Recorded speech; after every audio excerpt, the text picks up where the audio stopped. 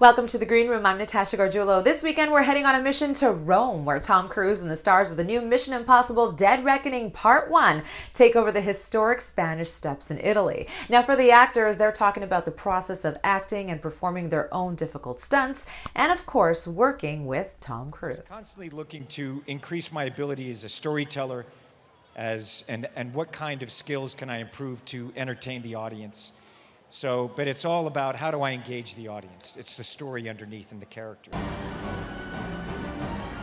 There's plenty of excitement, plenty of action, and very vivid characters, and a global cinema experience for audiences that really need to be seen on the big screen. You know, I know there's other ways to see it, but this film was really made from top to bottom, from every single location, from the characters, from the scale of the film, the mix that we have, the music in the film. It is an immersive experience for an audience.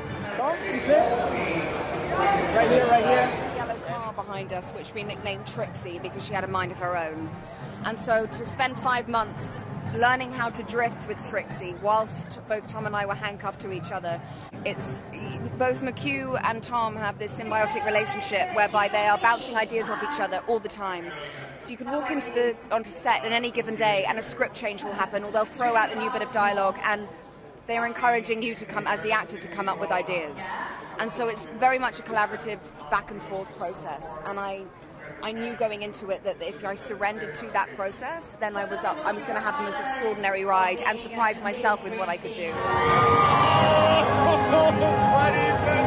I heard he doesn't like green screen at all. So when I heard that, especially after being on Top Gun, I knew that he wants to do everything practical. I was like, okay, that means I'll have to do some stunts. Okay, let me get ready, start stretching. The prep is intense. We train, we do martial arts, I did sword fighting. You have to be prepared for everything in these movies, and that's also one of the reasons why I love making them. Oh my God, it was a dream come true. It was one of my dreams to be part of Mission Impossible, and actually I started training, learning martial arts and fight training and stunts years ago with a martial artist called Jason Noviello, and I would even write in my schedule, in my phone, sometimes I would write Mission Impossible instead of training to kind of like manifesting, and here we are. We all train hard, you know, we always usually have to learn a new skill set. I had to learn to drive a boat in Venice, you know, there's very narrow canals.